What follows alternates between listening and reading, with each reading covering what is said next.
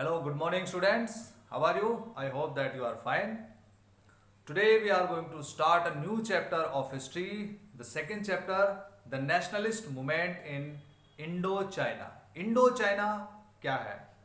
आप क्या समझ रहे हैं इंडो चाइना से? इंडिया और चाइना, आजकल इंडो और चाइना, इंडिया और चाइना के बीच में बॉर्डर इश्यूज चल रहे हैं, बॉर्डर डिस्प्यूट चल रहा है, लेकिन उसको तो हमारी गवर्नमेंट और हमारे सोल्जर सोल्व कर देंगे इजीली।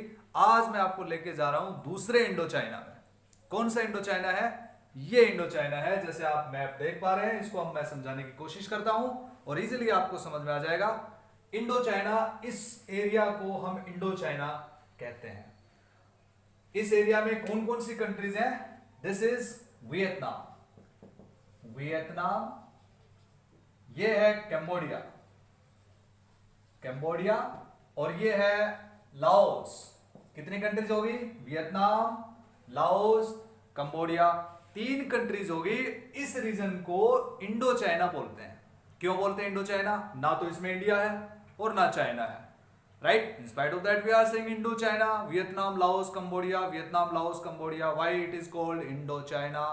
क्योंकि because of the influence of China and Indian civilization, right? Indian civilization का इंपैक्ट इस पे रहा और चाइनीज इंपैक्ट इस पे बहुत ज्यादा रहा। दूसरा रीजन, पहला तो ये हो गया, दोनों कंट्रीज के कल्चर और सिविलाइजेशन का इंपैक्ट इस रीजन पे रहा, first reason.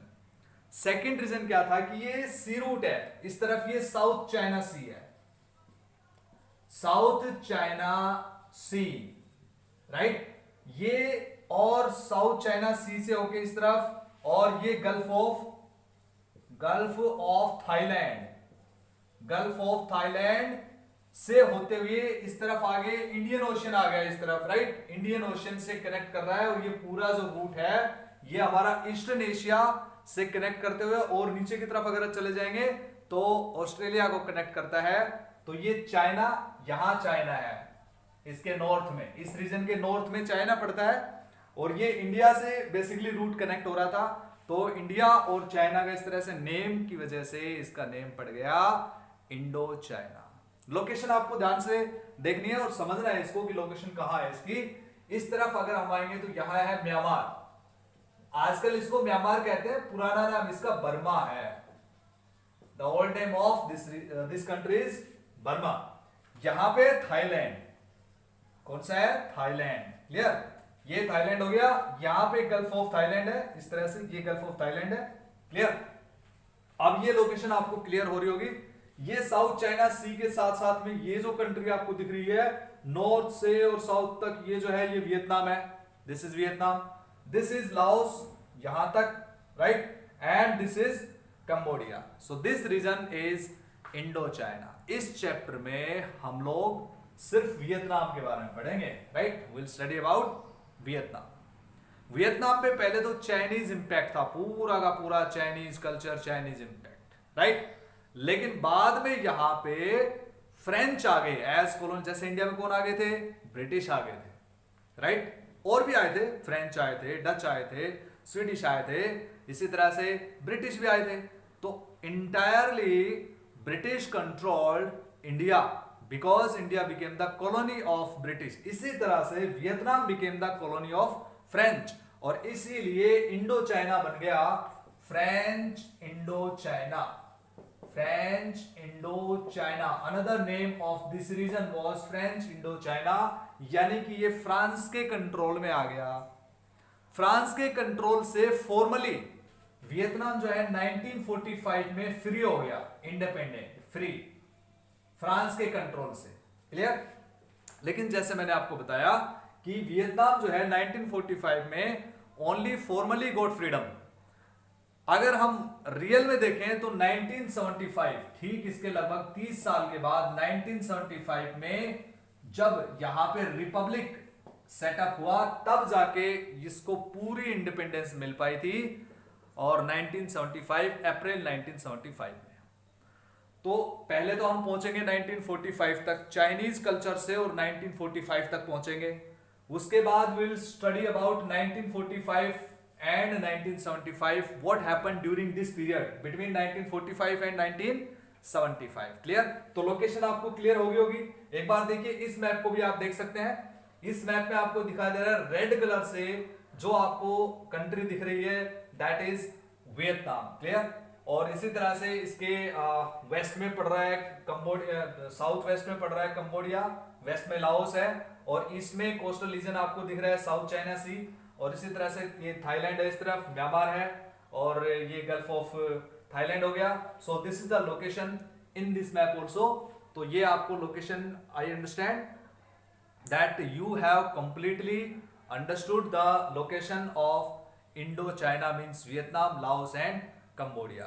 Now we'll study about Vietnam, the nationalist movement in Indo-China by taking the example of Vietnam. So let's start the chapter.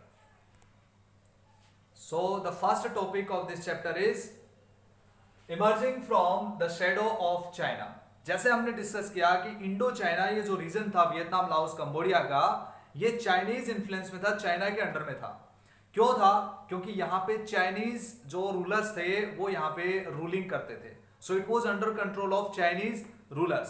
So there was a big impact on Vietnam, specially on Vietnam and including Laos and Cambodia, Chinese influence regarding various kinds of aspects. We can say that Chinese influence. What was the Chinese influence in Indo-China? अगर पूरे reason की बात करें तो China का काफी ज्यादा impact इस रीजन पे था।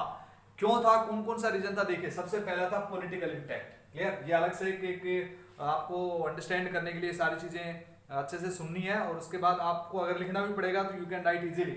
सो the first is political impact या political influence. This region is under the political control of China, क्योंकि यहाँ पे चाइनीज किंग्स थे, चाइनीज एम्परर्स थे जो यहाँ पे रूलिंग करते थे, इसलिए पॉलिटिकल इंपैक्ट किसका हो गया? चाइना का हो गया। पॉलिटिकल सिस्टम वो था जो चाइनीज एम्परर्स ने इंप्लीमेंट कर रखा था। So Vietnam was under control of, politically under control of China. इसके बाद आता है सोशल एंड कल्चरल। सोसाइटी का जो स्ट्रक्चर था that was also according to the Chinese social culture, और चाइनीज सोसाइटी उसी तरह से लोगों का रहना सहना, कपड़े पहनना, इस तरह का, और उनका कल्चरल जो इम्पैक्ट है चाइना का वो भी वियतनाम पे था, specially because we are talking about Vietnam in this chapter. Religious impact also, क्योंकि चाइना में देखो सबसे ज्यादा कौन सा रिलीजन है? बुद्धिज्म है। ठीक है, तो यहाँ पे बुद्धिज्म था। रिलीजियस इम्पैक्ट की अगर बात करें तो वियतनाम में बुद्धिज्म था। इसके अलावा चाइना में कन्फ्यूशियनिज्म भी है। कन्फ्यूशियनिज्म ये भी वियतनाम में, इसको भी फॉलो किया जाता था। Confucius was a great scholar of China who was born in 551 BC and died in 479 BC। तो ये एक बहुत ही बड़ा स्कॉलर था चाइना का। तो उसने जो भी आइडियाज दिए विजडम से या गुड कंडक्टर का जो है, जितने भी आइडियाज दिए वो सारे, so many people became his followers and the ideas of Confucius became one kind of ideology and religion। तो इस तरह से ये भी फॉलो किया जाता था वियतनाम में। इसके बाद हम बात करते हैं एजुकेशनल की।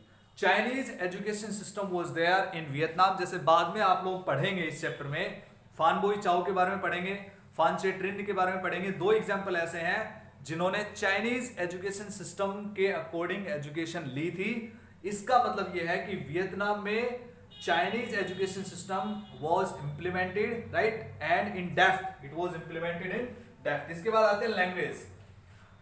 चाइना में जिस तरह की लैंग्वेजेस बोली जाती थी और रीजनल डायलेक्ट्स का यूज किया जाता था, तो same kinds of impact was there in Vietnam also, and same kinds of languages were spoken in Vietnam. So this was the impact of China. अब इस इन्फ्लुएंस से निकलने का जो काम था दैट वाज वेरी डिफिकल्ट। और ये क्यों जरूरत पड़ी? क्योंकि फ्रेंच आ गए थे यहाँ पे, colonial domination. So next topic is colonial domination and resistance. ये कॉलोनियल डोमिनेशन क्या होता है? जैसे हमने डिस्कस किया था कि कॉलोनियल जो होता है वो क्या होता है? एक कंट्री दूसरी कंट्री के रिसोर्सेज को यूज करती है, वहां पे मार्केट्स लगाती है, अपनी टेरिटरीज को एक्सपेंड करने की बजाय वहां के रिसोर्सेज का यूज ज्यादा करना पसंद करती है, दैट इज कॉलोनी।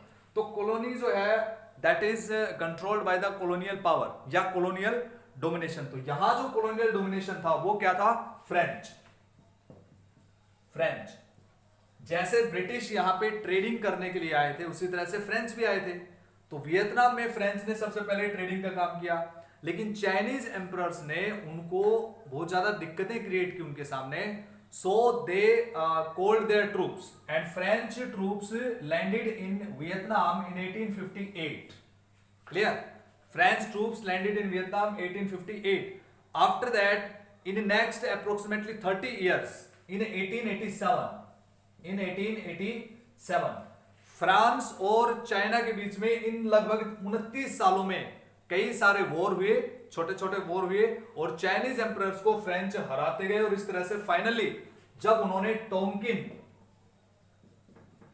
एंड अनाम, जब टोंकिन और अनाम पे कंट्रोल कर लिया, एनेक्स कर लिया फ्रेंच ने यहां पे, तो उसके बाद में 1887 में ये जो इंडो चाइना था ये क्या बन गया?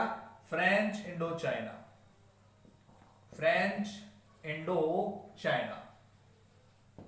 राइट? आपको समझ में आ रहा है? बिल्कुल सिंपल सी बात है। कॉलोनियल डोमिनेशन कब हुआ? जब फ्रेंच यहाँ पे ट्रेडिंग कंपनी के फॉर्म में आए, चाइनीज एम्परर्स के साथ में उनके वॉर हुए, उन्होंने अपने ट्रूप्स बुलाए 1858 के अंदर, और अगले लगभग 29-30 साल तक उनके बीच में चाइना के साथ में वॉर होते रहे, और इन बैटल्स में धीरे धीरे करके और फाइनली टोंकिन और अनाम पे जब फ्रेंच का कब्जा हो गया, एनेक्सेशन हो गया, तो उसके बाद में 1887 में फ्रेंच इंडो चाइना बन गया। Getting my point? इस तरह से ये चाइनीज इन्फ्लुएंस से लेकर और कॉलोनियल डोमिनेशन तक हम आ गए हैं कि वियतनाम में पहले चाइना का इंपैक्ट था, उसके बाद धीरे धीरे फ्रेंच ने कंट्रोल कर लिया। अब फ्रेंच के सामने प्रॉब्लम थी। The challenge was to remove the Chinese influence. Politically तो फ्रेंच ने चाइना को हटा दिया, चाइनीज एम्परर्स को हटा दिया, लेकिन अब प्रॉब्लम ये थी, उनके सामने बड़ा चैलेंज ये था कि जो चाइना का इन्फ्लुएंस है, जैसे सोशली इन्फ्लुएंस, कल्चरल इन्फ्लुएंस है, लैंग्वेज पे इन्फ्लुएंस है, रिलीजन पे है, उसको कैसे हटाया जाए, किस तरह से वहां पे क्रिश्चियनिटी लेके आए, किस तरह से वहां पे फ्रेंच लैंग्वेज उनको सिखाएं, कैसे उनको फ्रेंच जैसे बनाए, या जो उनके काम आ सके उनको किस तरह से वेस्टर्न या मॉडर्न बनाया जाए। ये सारी चीजें हम डिस्कस करते हैं अगले टॉपिक में। Now will discuss about the next topic 1.2, why the French thought colonies necessary. French क्यों सोचते थे कि कॉलोनीज बहुत ही जरूरी है या नेसेसरी है या इंपॉर्टेंट है?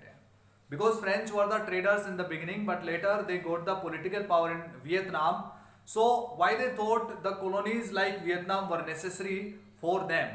ऐसा इसलिए सोचा जाता था because they wanted to supply the natural resources of that country, means colony, and they also wanted to get the natural resources and other kinds of essential commodities which are very necessary for their own countries could be collected from the colony. तो ये reason था जिसकी वजह से French ये सोचते थे कि कॉलोनी जो है वो बहुत ही जरूरी है, और इसलिए उन्होंने वहां के लैंड का यूज किया, वहां के फॉरेस्ट का यूज किया, वहां पे जो अदर नेचुरल रिसोर्सेज हैं उनका यूज किया, और उनको सप्लाई करने के लिए भी उन्होंने सिस्टम जो है वो डेवलप किया। देखिए यहाँ पे दो चीजें हम डिस्कस करेंगे।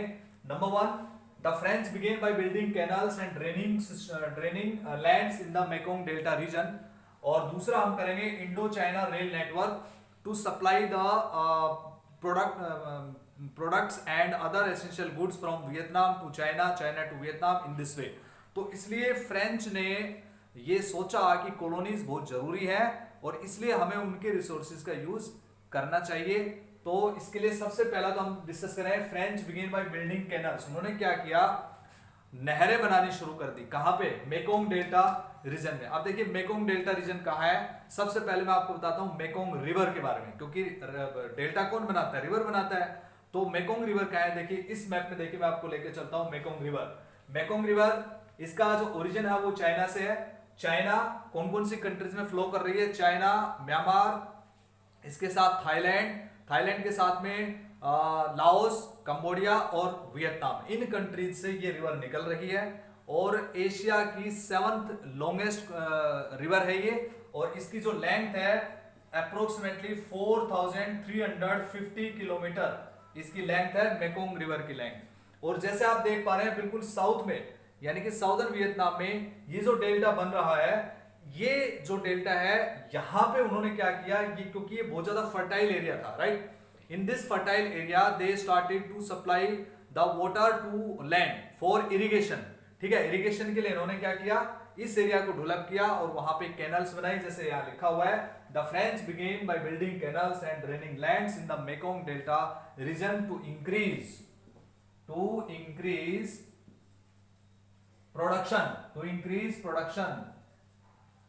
प्रोडक्शन किसका production, specially rice, production of rice. तो राइस का प्रोडक्शन यहां पे बढ़ाने के लिए इन्होंने यहां पे इस एरिया को डेवलप किया, यहां पे नहरें बनवाई, इरिगेशन सिस्टम को स्ट्रॉन्ग किया और यहां पे इस तरह से उन्होंने राइस के प्रोडक्शन को बढ़ाया। अब अगर हम एक एग्जांपल लें तो 1873 में, यानी कि ये काम करने से पहले, फ्रेंच ने जब ये काम किया उससे पहले 1873 में 2,74,000 hectares of land was under rice cultivation in Vietnam, southern Vietnam. उसके बाद अगर 1900 का डेटा देखेंगे तो 1.1 million hectare land was under rice cultivation और 1930 में this data became 2.2 million hectares under rice cultivation. इस तरह से वियतनाम में राइस का प्रोडक्शन बहुत ही जबरदस्त तरीके से बढ़ गया, right, because of the colonial thinking कि they wanted to use the natural resources of Vietnam. और यहां तक अगर एक और इंपॉर्टेंट बात करें तो 1931 तक Vietnam became the third largest exporter of rice, दुनिया का तीसरा सबसे बड़ा एक्सपोर्टर बन गया। किस वजह से? Only the thinking of French, क्योंकि फ्रेंच ने वहां पे उस वियतनाम के रिसोर्सेज को यूज करने की कोशिश की। आफ्टर दैट नेक्स्ट वन आपको समझ में आ गया होगा, then Indo China rail network, ये उन्होंने डेवलप किया फ्रेंच ने, Indo China rail network to supply the different kinds of commodities. Northern Vietnam और साउदर्न चाइना को जोड़ने वाला एक रेल नेटवर्क था। इसके बाद जो लास्ट रेल नेटवर्क था that was connected Yunnan in China to Vietnam, clear. तो इस तरह से रेल नेटवर्क उन्होंने काफी सारे डेवलप किए। So this was another way in which we can say that the French thought colony is very necessary. अब चलते हैं नेक्स्ट पॉइंट पे, शुड कॉलोनीज बी डेवलप्ड, क्या कॉलोनीज को डेवलप किया जाना चाहिए। कॉलोनी तो हमारी कंट्री नहीं है, this is not our country, just we are using the resources of that country, it is not our country, clear. Our country is France but this is Vietnam, just we are ruling here, we are using the natural resources, we are using other production work doing here and we are using the market in Vietnam. So what is the need of development here? तो इस तरह के idea वाले लोग थे जो ये कह रहे थे कि हमें कॉलोनीज को डेवलप करने की कोई जरूरत नहीं है, ना वहां पे एजुकेशन पे फोकस करना है, ना वहां पे हेल्थ पे फोकस करना है, ना वहां की इकोनॉमी पे फोकस करना है। लेकिन कुछ लोग ये कहते थे कि yes we have to develop the colonies, colonies को डेवलप किया जाना चाहिए, colonies should be developed. Why? Because if colony is not developed definitely the people will be their poor, clear, और the people in the undeveloped और less developed country will have the less purchasing capacity, उनके पास ज्यादा पैसा नहीं होगा, वो गरीब होंगे। तो गरीब लोगों में आप मार्केट में क्या बेचोगे? How will you be able to get profit from the poor people, right, to get the market in the poor people. तो इसलिए कहता है कि कॉलोनीज अगर डेवलप होंगी तो आप वहां पे मार्केट्स में अपना सामान बेच सकते हो और ज्यादा प्रॉफिट कमा सकते हो। So in this way colonies were considered very necessary. इनमें से एक इकोनॉमिस्ट का नाम आता है, पॉलिसी मेकर था बहुत बड़ा, Paul Bernard. Paul Bernard favoured the development of colonies. Paul Bernard ने कहा कि वियतनाम का डेवलपमेंट होना ही चाहिए ताकि वियतनाम के लोग अमीर हो जाएं और उनके पास पैसे आए और वो फ्रेंच को फायदा देगा, उनकी मार्केट्स को फायदा देगा। लेकिन पॉल बर्नार्ड ने कहा कि देयर आर 3 बैरियर्स, कितने barriers? 3 barriers in the path of the development of Vietnam. ये 3 बैरियर्स दूर करने जरूरी है। कौन कौन से बैरियर्स हैं पॉल बर्नार्ड के अकॉर्डिंग? सबसे पहला बैरियर वियतनाम में हाई पॉपुलेशन। सेकंड बैरियर है low agricultural productivity, right, productivity. और तीसरा है हाई इंडेप्टेडनेस अमंग पीजेंट्स।